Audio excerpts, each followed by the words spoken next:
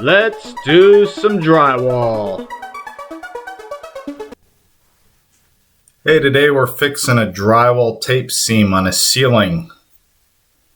This is easy repair. You want to dig out the old seam using a 6-inch knife. Get all the old tape out of there, dug out, scraped out. Once you get the old tape seam dug out, I like to add some screws to the studs. At least add 2 forced screws. Get it all tightened up. Scrape it off again. Fiberglass mesh tape. I'm using 5-minute mud.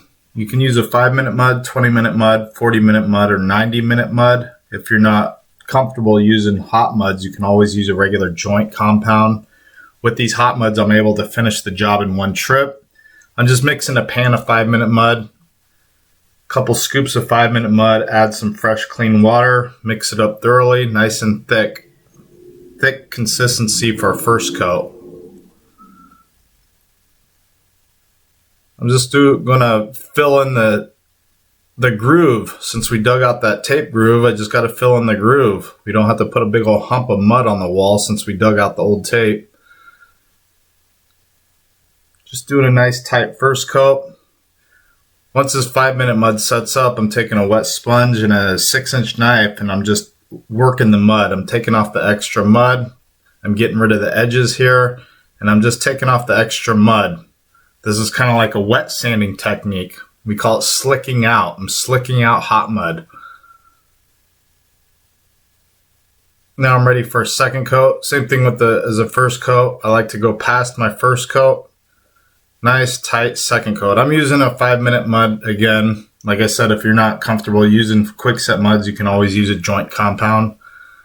Now I'm mixing the texture. This is just joint compound. I'm mixing it up. I always mix up my joint compounds before I do any type of material usage. I'm just putting a little bit in the hopper. I'm doing a spray knockdown. I'm just spraying it pretty heavy, nice and consistent pattern. I'm just using a hopper and regular joint compound to do this spray knockdown texture. Once I get the texture sprayed on nice and heavy, I'm going to take a clean 6-inch knife and I'm just going to knock it down lightly.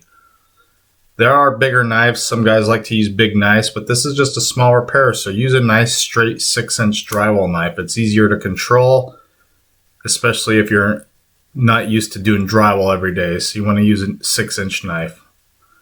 Once you get it all knocked down, you just let it dry for 24 hours, turn around, sand it, primer, and paint it. There you go. Easy patch anybody can do.